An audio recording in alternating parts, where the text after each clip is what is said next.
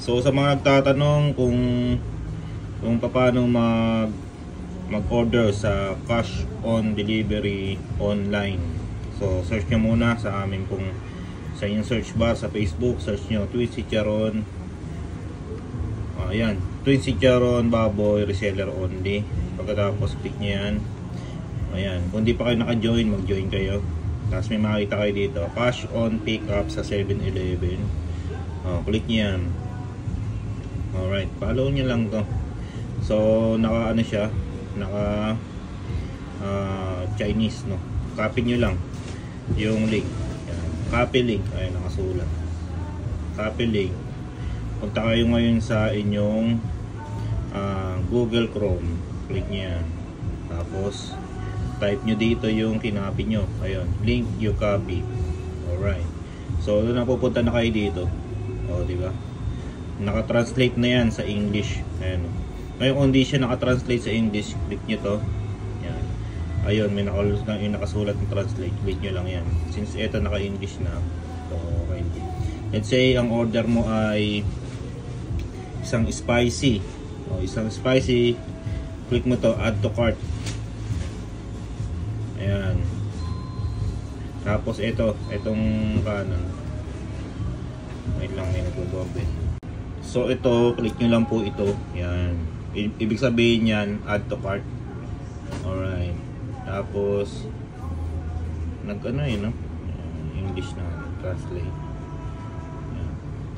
Hindi na siya ulit siya nag-English. For example, ito. Suka 50, add to cart. Balat. Add to cart. Alright. So okay na, no? Saka ngayon, puntahan mo tong in-add to cart mo. Tapos click mo tong money sign. Yun, dito ka na niya idadali. Pagkatapos niyan, mga lodi, pinakailalim. So ayan, makita nyo. 3 items of total 275. Shipping fee is 38.90. Click nyo lang yan, I have read and agree. Uni-President Convenience Store, Sales Convenience Policy. Click nyo lang and go to next step. Ayan, right? Tapos dyan nyo ilalagay yung pangalan, name, yung name nyo, hindi yung name ng jowa nyo. Ayan, sa akin JP, let's say JP. Tapos yung cellphone number ko 091234567246. Ayan.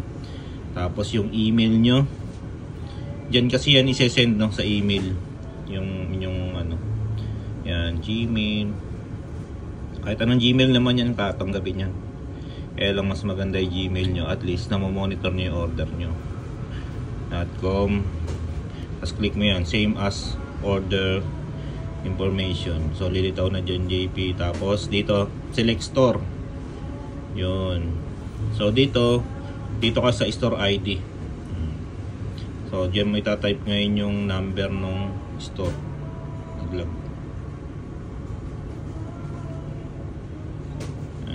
Store ID.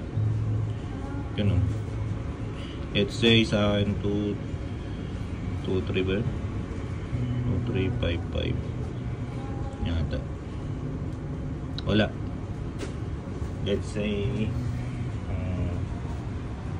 so do sa store ID mga lodi, ito po yun, no? Nasa ilalim ito. Ayan. 249717. Let's say 241 ay 9 pala yun, 249717. Tapos search mo lang to, click mo tong search. Yan. Tapos ayun na, lumitaw na yung store, click mo yan. Tapos ito yan. Tapos ito ulit, tapos ito ulit. Yun. So na ano na mga lods, no? Saka mo ngayon i-click to I agree. Tapos submit the checkout. Ganun lang. Tapos ano na siya, okay na. So example ko lang to, hindi ko to pwedeng submit kasi ano yan. Tapos naka-order na yan. Sige, yan natin. Let's say ayan, submit checkout processing. Okay. So yun na yun. Yung ano niya, ito yung order number, order time, method, pick up and payment.